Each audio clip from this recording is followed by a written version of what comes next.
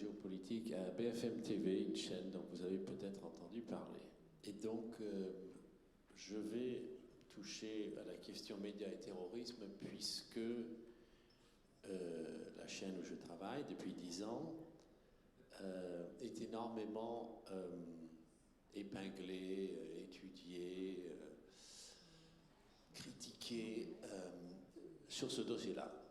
Et j'ai même baigné dans l'ambiance hier soir, donc avec ce qui s'est passé à Copenhague. Alors, avant toute chose, je voulais juste vous demander si vous aviez vous-même senti quelque chose d'universel dans toutes les chaînes, sur toutes les chaînes, concernant la tuerie, enfin, pas une grande tuerie, mais l'acte terroriste à Copenhague. C'est que et si vous ne vous en êtes pas rendu compte, alors vous comprendrez un peu le climat dans lequel nous sommes. Et si vous vous en êtes rendu compte, je vous en félicite.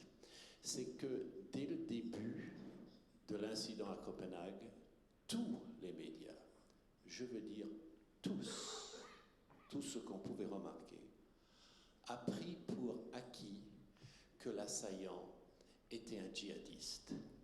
Or, on n'avait pas son identité. Ça, c'est un climat. Vous ne penserez peut-être pas que c'est criminel. Moi, je ne pense pas que c'était si criminel.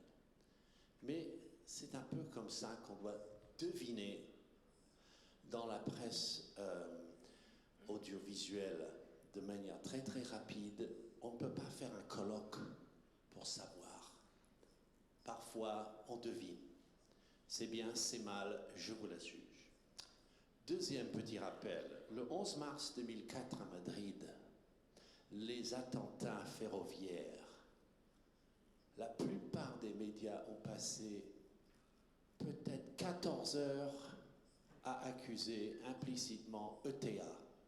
Tous les spécialistes d'ETA étaient sur les plateaux, sauf d'une toute petite radio, et peut-être d'autres médias que j'ignore.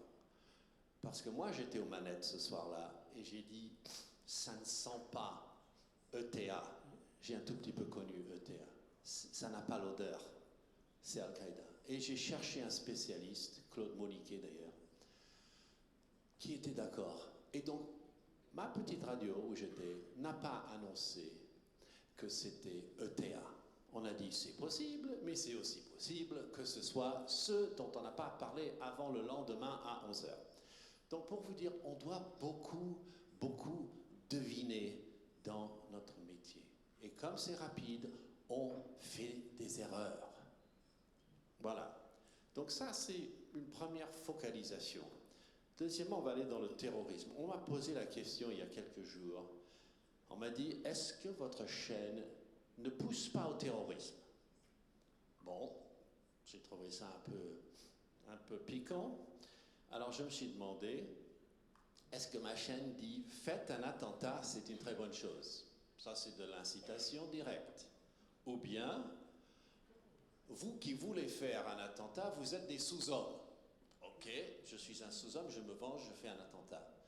C'est un tout petit peu enfantin comme accusation, mais j'étais devant un parterre assez grand où on m'a hurlé, 5 ou 6 personnes ont hurlé, c'est une honte ce que vous dites. Et j'ai dit, ben, je ne retire rien. Non, nous n'avons pas incité au terrorisme. Idée bizarre pour moi. Enfin, je passe sur une liste et ensuite, voilà, je ne vais pas développer chaque chose jusqu'au bout. Est-ce que les chaînes d'information informent les malfaiteurs? Ah, ça c'est une autre accusation. On leur dit où est la police. On pointe la télé sur le car de la gendarmerie à 2 secondes de l'intervention et on dit ils sont sur le point d'intervenir et donc ça veut dire que le terroriste il regarde BFM TV ou iTélé ou LCI. Ils sont tous épinglés d'ailleurs dans un rapport du Conseil supérieur de l'audiovisuel. Pour ceux qui ne connaissent pas la situation française, c'est l'autorité de régulation du bon fonctionnement de la presse radio et télé. Okay. est-ce qu'on les informe? Eh bien, si vous saviez, dans ma chaîne, de toutes les façons, en tout cas, combien on suit la police et qu'on ne se permet pas de montrer des choses sans au moins penser à leur réaction. Et on est sur le terrain à 50 mètres, ou parfois 3 mètres 2. Donc s'ils trouvent que ce qu'on fait est atroce, ils nous le disent très très vite, genre 20 secondes. Donc l'idée comme quoi on a doublé et roulé la police est pour moi absurde.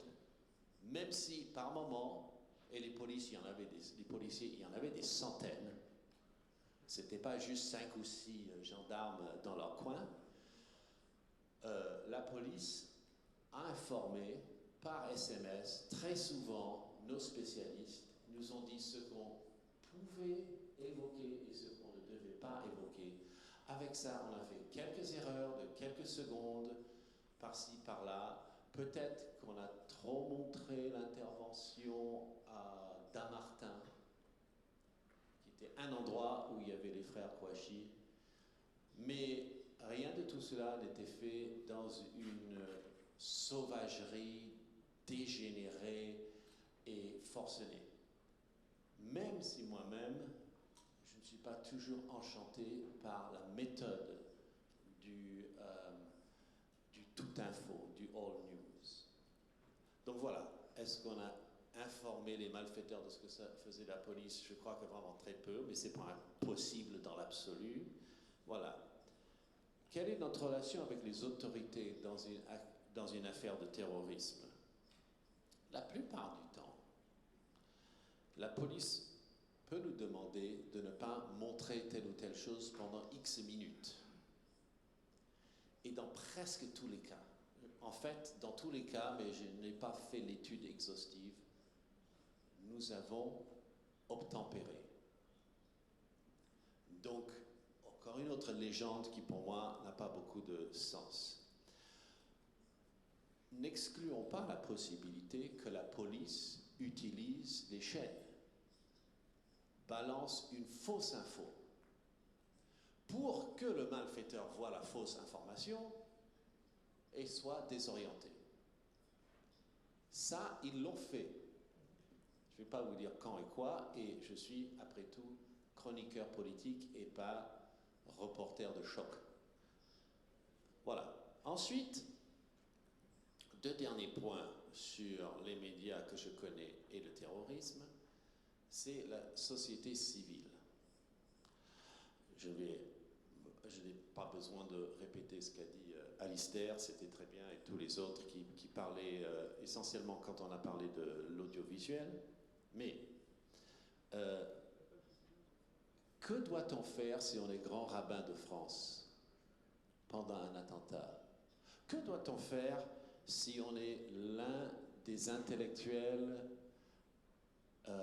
musulmans les plus en vue de France? Qu'est-ce qu'on fait pendant un attentat? On reste à la maison et on dit « je ne veux pas envenimer la situation ». Eh bien, on fait ce qu'on fait d'eux au moins. Je prends Malek Shebel, qui est un penseur écrivain de l'islam algérien-français, et je l'ai vu à la chaîne et il tremblait de fatigue, il a failli tomber. Il a dit « je ne peux pas m'asseoir, je vais m'endormir, mais je vais me battre, et ça fait 12 jours que je me bats. Il est allé à la télé tous les jours pour montrer autre chose de réel sur ce qu'était la pensée musulmane. Ça, pour moi, je tire mon chapeau. Et c'est ça qu'ils devraient tous faire, et c'est ce qu'ont fait certains. Et le grand rabbin de France, il devrait se cacher. Et non, il a fait toutes les chaînes hier. Toutes. On a les quads dans les rédactions, vous avez toutes les chaînes, on le voyait, je ne sais même plus s'il était chez l'un ou chez l'autre. Il a continué à parler. C'est ce qu'ils doivent faire dans le monde de l'instantané. Alors c'est beaucoup moins relevé qu'un papier intelligent qui est dans le Figaro ou Le Monde le lendemain. Mais voilà, c'est ça que crée le terrorisme comme effet sur les médias.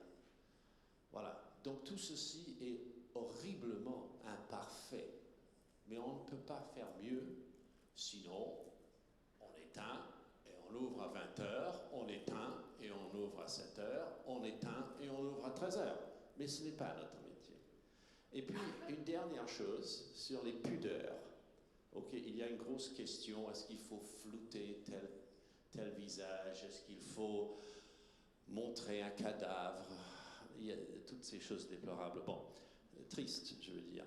Eh bien, on a été, le CSA a condamné toutes les télés, absolument toutes, j'ai le rapport ici, je l'ai lu, toutes les télés pour avoir trop montré. Mais je ne sais pas sur quelle planète ils sont au Conseil supérieur de l'audiovisuel, ni moi, ni la Société des journalistes de la plupart des rédactions. Parce qu'ils se plaignent de choses si minimes, qui sont déjà sur le web. Ce n'est pas des choses si gore que ça. On a reproché à la télé d'avoir montré la une du Daily Mail, dans laquelle il y avait la photo à la une du Daily Mail de l'infortuné héroïque flic Merabet qui est mort. Je ne sais pas à quoi joue le CSA, ça n'a aucun effet sur rien, mais ça les occupe. C'est mon avis. Et le bon côté, cependant, et je termine là-dessus, le bon côté des réticences de pudeur qu'on a très souvent dans les rédactions, on ne peut pas montrer ci, oh, c'est gore, c'est horrible, on ne fait pas. Tout se passe à cette vitesse, hein. Si vous croyez qu'il y a une réunion au sommet pour parler de ça, pas un dixième du temps. 9/10 des fois, c'est quelqu'un de 25 ans qui prend la décision, tac, comme ça. C'est comme ça. Donc, le bon côté, c'est que dès qu'un message ressemble à de la propagande, on ne le passe pas. Voilà, c'est un truc, le journaliste, même le plus prolétaire, le plus bas, le plus mal formé, le plus approximatif, il n'aime pas le sentiment de balancer de la propagande pure sur l'écran. C'est très basique ce que je vous dis, mais c'est comme interdit, ça sent mauvais, c'est tabou. Mais moi, et je termine vraiment sur cette phrase, je pense qu'un jour, les terroristes pourront faire ce chantage. Ils diront, vous passez ma vidéo ou truc ou Muche sera tué. Et ça, qu'est-ce qu'on dira ce jour-là? Franchement, je ne connais personne qui souhaite faire ça. Celui qui enverra le bouton de diffusion se sentira maudit pour toujours. Mais heureusement, je ne sais pas pourquoi, le terroriste n'a pas encore bougé dans ce sens. Et on résiste, hein, on résiste tant qu'on peut. Mais voilà, je vous ai fait un topo un petit peu dramatique de comment je ressens en tant qu'artisan de la presse audiovisuelle Tout Info, quand il y a